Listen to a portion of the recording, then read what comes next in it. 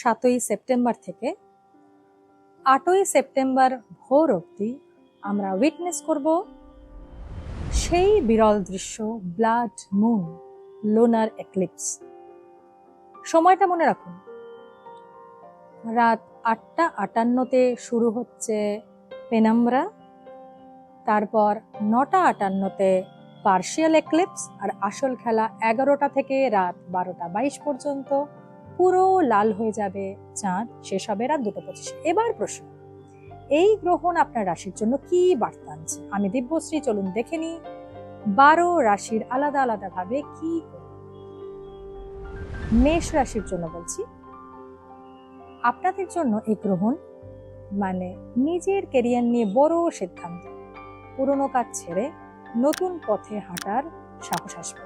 মাথা গরম কম রাখুন, কারণ ইম্পালসিভ ডিসিশন না নিলেই লাভ হবে। বৃষ রাশির জন্য বলবো, বন্ধুরা, বৃষ রাশির জন্য কালকে চন্দ্রগ্রহণ মানে লার্নিং, স্পিরিচুয়াল গ্রোথ, হঠাৎ ভ্রমণ বা হায়ার স্টাডির সুযোগ আসতে পারে। গুরু বা মেন্টরের পরামর্শ নিলে কিন্তু ভালো হবে। মিথুন রাশির জন্য বলবো, আপনাদের জন্য এই সময়টা একটু হেভি, মানে সাডেন টাকা পয়সা, একটা ইনহেরিটেন্স, এই সব জাতীয় বা পার্টনারের ফিনান্স নিয়ে কিছু পরিবর্তন কিন্তু আসতে পারে। ঘাবড়াবেন না, নতুন দিক খুলে যাবে। কর্কট রাশির জন্য বলছি, ক্যান্সারের জাতকরা রিলেশনশিপের টেস্টিং টাইম, সঙ্গীর সাথে মিসআন্ডারস্ট্যান্ডিং কিন্তু ক্লিয়ার হতে পারে, আবার নতুন পার্টনারও কিন্তু আসতে পারে। কাম মানে শান্ত থেকে কথা বলে সমাধান আসবে। সিংহ রাশির জন্য বলবো, আপনাদের জন্য হেলথ ও ডেইলি রুটিনের উপর ফোকাস আনছে এই গ্রহণ। ডায়েট, এক্সারসাইজ, নতুন লাইফস্টাইল শুরু করার গোল্ডেন চান্স কিন্তু এই সময়। কন্যা রাশির জন্য বলবো, কালকের গ্রহণ ভার্গ বা আপনাদের রাশির জন্য রোম্যান্স ও ক্রিয়েটিভ এনার্জি কিন্তু বেশি পাবে এর প্রভাবে। যাদের প্রেমে দ্বন্দ্ব আছে সেটা কিন্তু ক্লিয়ার হতে পারে, তবে যারা শিল্পী তাদের জন্য কিন্তু একটা দারুণ সময়।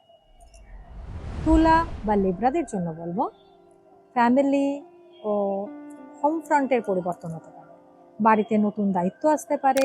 প্রপার্টি বা বাড়িকে কেনা নিয়ে চিন্তা করলে তার কিন্তু সময় ঠিক থাকতে সতর্ক থেকে ঠিকঠাক ডিসিশন নেয়।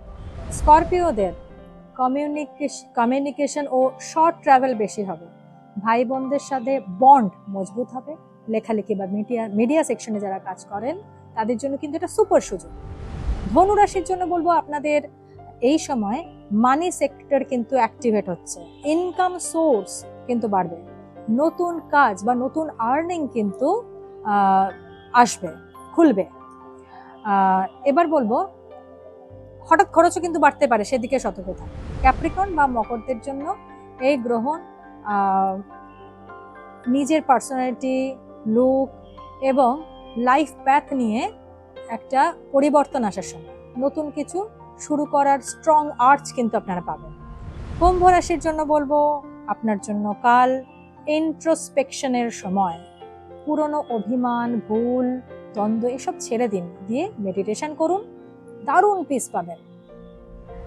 মীন বা পিসেসের জন্য বলবো, এই গ্রহণ কিন্তু আপনাদের জন্য সবচেয়ে বেশি প্রভাবশালী, কারণ গ্রহণ হচ্ছে আপনাদের রাশিতে।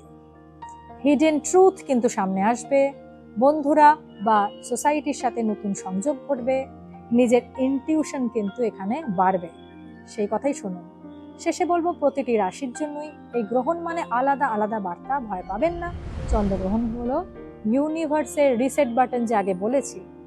কাল রাত 11টা থেকে 12:22 পর্যন্ত আকাশে চোখ রাখুন, নিজের রাশির বার্তা বুঝে নতুনভাবে নতুন দিক শুরু করুন। চন্দ্রগ্রহণ মানে পুরনো কিছু ছেড়ে নতুন আলোর দিকে এগিয়ে যাওয়া। See you under the blood moon. ভিডিওটি ভালো লাগলে লাইক, শেয়ার, কমেন্ট এবং চ্যানেলটিকে সাবস্ক্রাইব করুন। পাশে থাকা বেল আইকনটি ক্লিক করুন যাতে এমন ভিডিও আপনার কাছে সবার আগে পৌঁছে যায়। নমস্কার।